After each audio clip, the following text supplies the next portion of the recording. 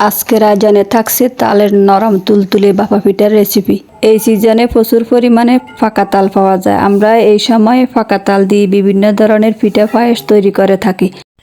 আজকে তৈরি করে দেখাচ্ছি খুব সহজ পদ্ধতিতে তালের ভাপা পিঠা বা তালের বিবিখানা পিঠা। আশা করি এই ভাপা পিঠার রেসিপি আপনাদের ভালো লাগবে। কথা না বাড়িয়ে আসেন দেখি। প্রথমে আমরা তালগুলোকে ভালো করে চিবিয়ে রস বের করে নিব। তারপর আমি এখানে চালের গুঁড়া মিশিয়ে একটা ব্যাটার তৈরি করে নিব। আমরা যেরকম তালের পিঠা বানানোর জন্য ব্যাটার তৈরি করি সেম সেরকম আপনারা দেখলেই বুঝতে পারবেন। আসলে সব কিছু বলে কিন্তু বোঝানো যায় না। এরকম করে মেখে রেখে দিব সারা রাত। এভাবে কিন্তু আমার দাদি নানিরা বানাতো। তারপর সকালে গাবি ঠিক এরকম দেখতে এরকম হয়েছে। তারপর আমি এখানে এক এক করে মিষ্টি জিরা, পরিমাণ মতো চিনি, লবণ, 2টা ডিম, বাদাম, কিশমিশ, নারিকেল এগুলো দিয়ে ভালো করে মেখে নিব।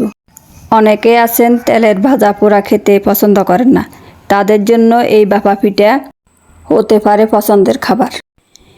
এই পিঠা একবার হলেও আপনারা বাসায় ট্রাই করে দেখতে পারেন। সবগুলোকে আমি ভালো করে এভাবে চামিচ দিয়ে মিশিয়ে নিব। আমি একটা পাতিলে আগের থেকে জাল বেঁধে পরিমাণ মতো পানি দিয়ে চুলায় বসিয়ে দিয়েছি। একটা বলক আসলে উপর দিয়ে একটা ন্যাকড়া দিয়ে গাবিগুলো এক এক করে দিয়ে দিব। আমার দেখানো নিয়মে আপনারা বানাতে পারেন। আবার প্লেটের মধ্যে এগুলো বানানো যায়, এগুলো যার যার চয়েস অনুযায়ী। তারপর আমি এখানে উপর দিয়ে আবার একটু দেখা সুন্দরের জন্য বাদাম, কিশমিশ, নারিকেল এগুলো দিয়েছি উপর দিয়ে। তারপর 20 মিনিটের মতো রান্না করে নিলে তৈরি হয়ে যাবে খুব সুস্বাদু নরম তুলতুলে তালের পিঠা। এগুলো বানানো খুব ইজি। আমি এখানে 2টা তাল আর 3 কেজির মতো চাউলের আটা দিয়ে পিঠা বানিয়েছি। প্রায় এখানে 50 পিসের মতো হয়েছে। পিঠাগুলো দেখতে যেরকম সুন্দর, খেতে এরকম মজা হয়েছে। আর আমি সবসময় যে কোনো নাস্তা বাড়িতে বানানো ট্রাই করি।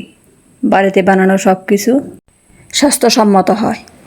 আমার ভিডিওগুলো আপনাদের কেমন লাগে কমেন্ট করে জানাবেন। আপনাদের একটা কমেন্টে আমাকে নতুন নতুন ভিডিও বানানোর আগ্রহ জাগাবে। আজকে এই পর্যন্ত। আল্লাহ হাফেজ।